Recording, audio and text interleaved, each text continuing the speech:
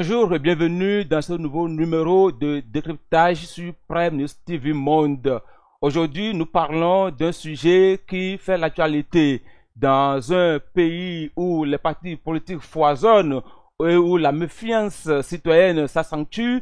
Un nouveau parti politique voit le jour. Il s'agit bien sûr du parti Les Bâtisseurs. Et ce parti qui vient de naître soulève beaucoup d'interrogations. Alors, quelles sont les bases idéologiques de ce parti? Quelles sont ses chances de pouvoir prospérer quand on sait que le cadre légal, le cadre juridique est beaucoup plus corsé? Quelles sont ses ambitions pour 2026? Nous allons en parler et déjà dans ce studio, je reçois le président du dit parti, Wenceslas Akakpo. Bonjour, monsieur le président. Bonjour, monsieur le journaliste. Merci d'avoir accepté notre invitation. Merci à vous aussi. Alors, d'entrée, pourquoi les bâtisseurs et pourquoi maintenant, à la veille des élections générales de 2026? Merci, monsieur le journaliste. Je pense que la création du parti Les Bâtisseurs est née pour un simple constat, mais profond. Lequel? Notre pays regorge assez de talent, d'énergie, de jeunes, mais il manque un cadre politique idéal où les jeunes peuvent pleinement s'exprimer dans la dignité, éthique et toute responsabilité. Mais il y a plusieurs partis politiques, tant de la mouvance que de l'opposition, où les jeunes sont bien lotis et ils s'expriment correctement. Monsieur le journaliste, est-ce que vous pouvez m'aider en citant un parti politique qui fait la promotion ou une institution qui est dirigée par les jeunes de ce pays? Il y en a assez. Vous pouvez le constater, monsieur, non, monsieur le président. Le constat là n'est pas partagé parce que nous sommes jeunes acteurs politiques et nous voyons comment la vie politique se mène au niveau de chaque parti politique. Aujourd'hui, nous constatons que les jeunes n'ont pas un cadre idéal où ils s'expriment en toute dignité et éthique. Donc votre parti est créé pour faire la promotion des jeunes, c'est bien ça? Oui. Alors, vous voulez faire une guerre de génération en mettant ce que vous appelez vieux de l'autre côté pour pouvoir avancer, monsieur le président? Je pense que le parti bâtisseur n'est pas venu pour diviser, mais nous sommes venus pour fédérer tous les Béninois autour d'un idéal, créer un Bénin où nous allons construire avec toutes les générations, mais en se basant surtout sur la jeunesse. Et qu'est-ce que vous voulez changer concrètement dans ce Bénin où il y a beaucoup de défis économiques, sociaux et politiques à relever?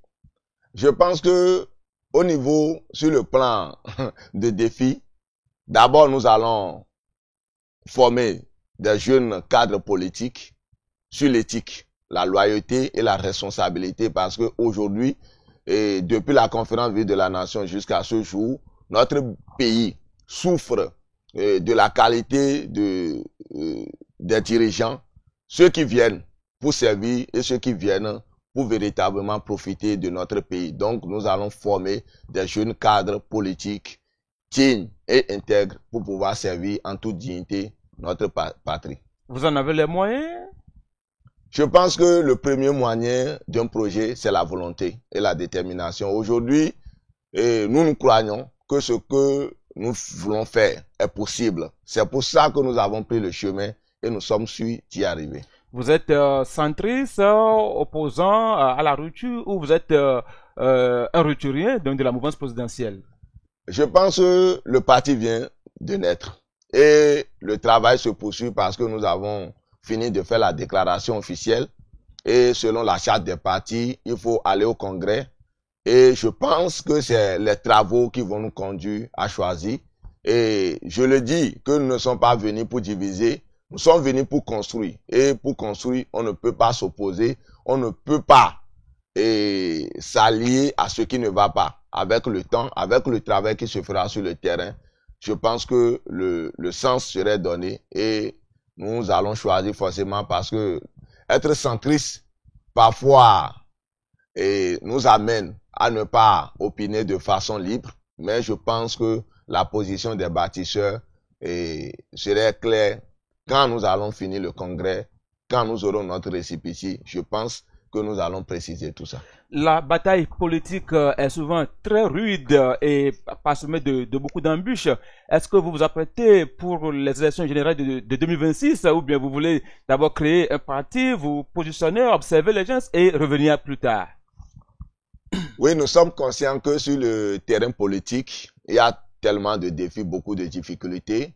C'est pourquoi, pour notre déclaration officielle, nous avons choisi le thème bâti ou subi, la jeunesse a choisi la patrie. En se basant sur ce thème qui nous appelle au patriotisme, je pense que, quels que soient les défis à relever, avec le courage, nous sommes prêts à le faire. Et par rapport aux élections de 2026, je pense que c'est impossible pour les partis, les bâtisseurs de participer parce qu'il nous reste encore beaucoup de chemin. Le Congrès, déposer nos dossiers au niveau du ministère de l'Intérieur.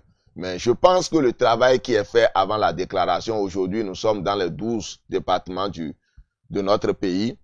Nous avons déjà installé les 77 communes, les coordinations communales, et nous sommes au niveau d'arrondissement. Et aujourd'hui, sur les 546 arrondissements, nous avons déjà installé au moins 176 coordinations d'arrondissement. Donc, je pense qu'avec cette structuration, nous allons influencer parce que nous ne pourrons pas dire aux citoyens de ne pas aller voter et de s'abstenir. Donc, notre devoir, notre sens nous appelle à les amener à aller voter, mais en se basant sur le programme d'un parti, celui-là qui répond aux exigences de la jeunesse.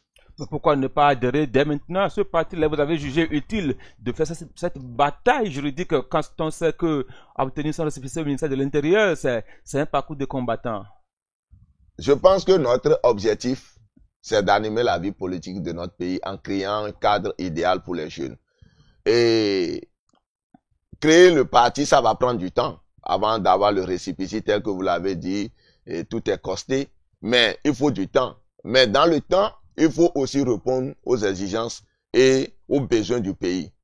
Nous sommes aujourd'hui plus de 3-5 000 jeunes qui partagent cette vision-là. Et ce ne serait pas bien pour un leader de dire à ces jeunes de ne pas aller faire le choix. Parce qu'on veille ou pas, après 2026, nous ferons face à un nouveau défi parce qu'il y aura un nouveau dirigeant, un nouveau régime. Donc, on ne peut pas dire aux citoyens qui partagent la vision avec nous de s'abstenir, de ne pas aller voter. Mais pour le faire, on ne peut pas aussi le dire de façon individuelle que bon, allez voter parce que le choix que nous allons faire en 2026 va agir sur la suite de notre projet. Les bâtisseurs se positionnent pour 2026, mais vous savez qu'il y a de petits partis qui ont existé avant vous, mais qui ont fini par disparaître. Alors, quels sont les moyens dont vous disposez pour ne pas disparaître dans le temps, comme d'autres partis qui vous ont précédé, M. Akapo?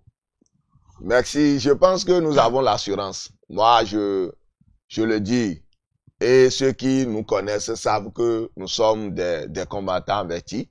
Et avant de s'engager, je pense que nous avons pris les mesures nécessaires.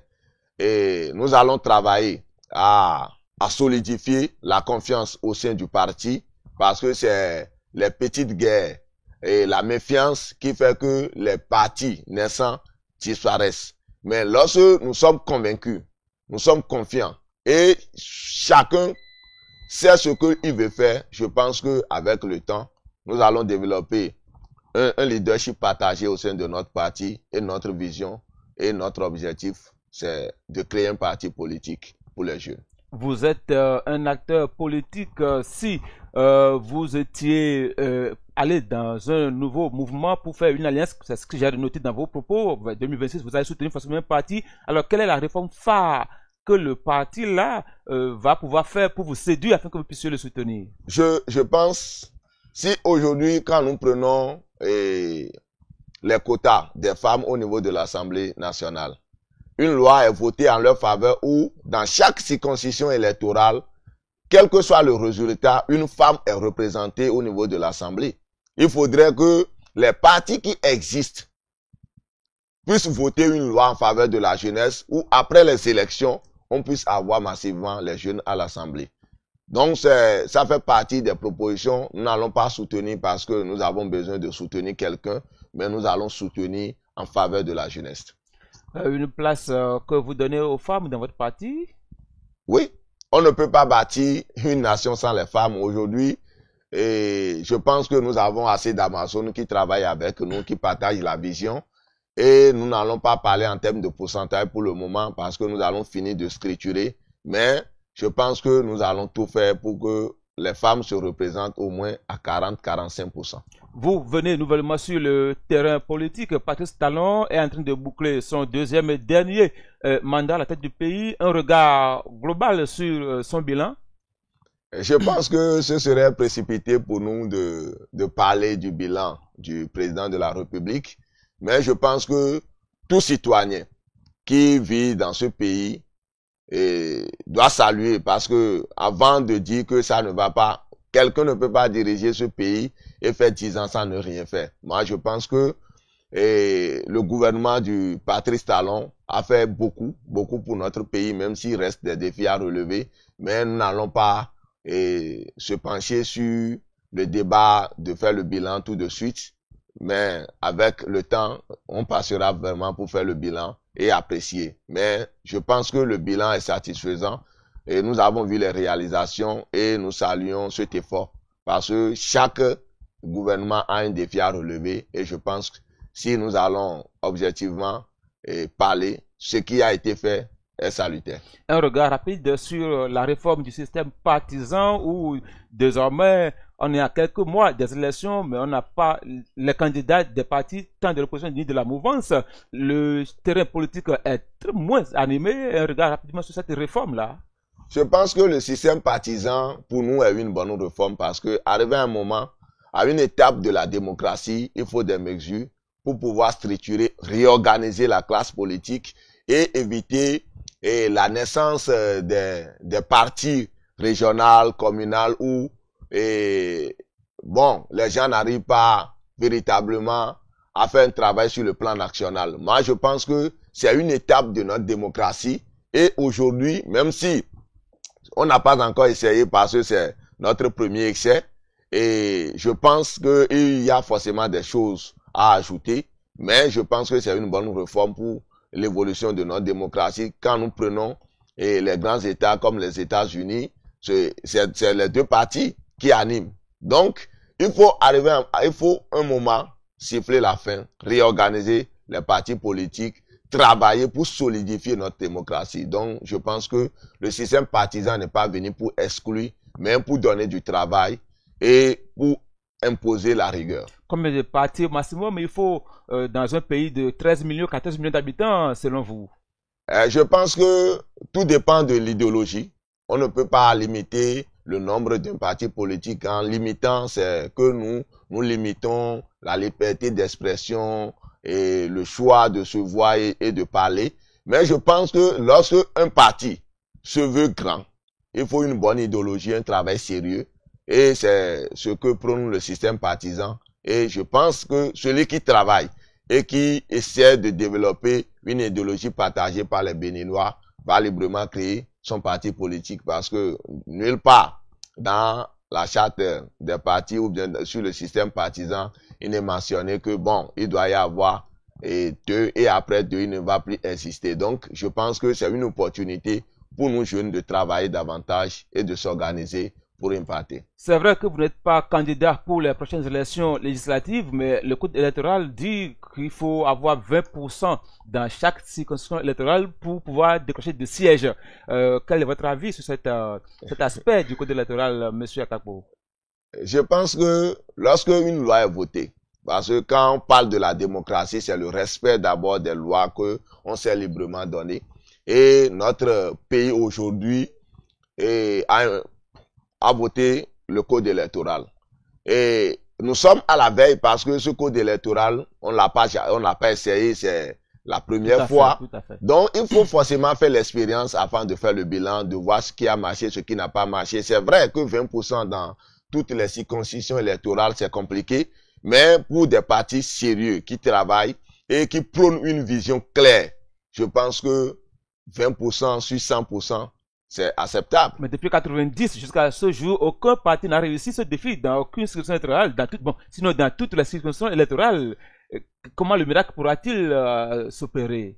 Bon, monsieur le journaliste, est-ce que, selon vous, c'est bien de continuer parce que et ça n'a jamais arrivé. C'est bien de continuer à ne pas oser, à ne pas réformer au nom de ce miracle-là, de se cacher derrière ça là et ne jamais chercher à aller de l'avant.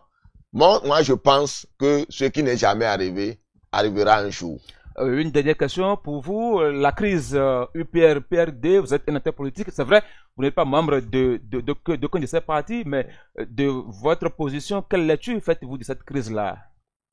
Très rapidement. Je l'ai dit tout à l'heure qu'au sein de notre parti, les bâtisseurs, que nous allons prôner un leadership partagé. Et là où les hommes se réunissent, il y a toujours forcément des divergences, des moments de tension. Et je pense que c'est loyal, ça permet que chacun se respecte, chacun puisse véritablement travailler pour solidifier le parti. Ce qui se passe aujourd'hui au niveau de l'Union progressiste et le renouveau, nous allons demander aux acteurs de ce parti-là de travailler pour consolider et de travailler pour un leadership partagé afin que notre pays puisse avoir des partis solides et respectés. Votre dernier mot? Je voudrais vous remercier les personnels de votre télé et demander au peuple béninois d'avoir confiance en nous. Nous sommes conscients que le combat ne serait pas facile. Nous sommes conscients que c'est un chemin rempli de difficultés, mais je pense qu'avec la détermination, la volonté et la responsabilité, nous allons relever ce défi-là qui, parfois, paraît difficile, mais je sais avec mes collaborateurs et les jeunes de ce parti et de ce pays que nous allons relever ce défi. Merci à vous, Monsieur Wenceslas Akakpo, président du parti Les Bâtisseurs, d'être venu partager avec nous votre vision pour le Bénin de demain. Merci à vous aussi, chers téléspectateurs, de nous avoir suivis et à la prochaine.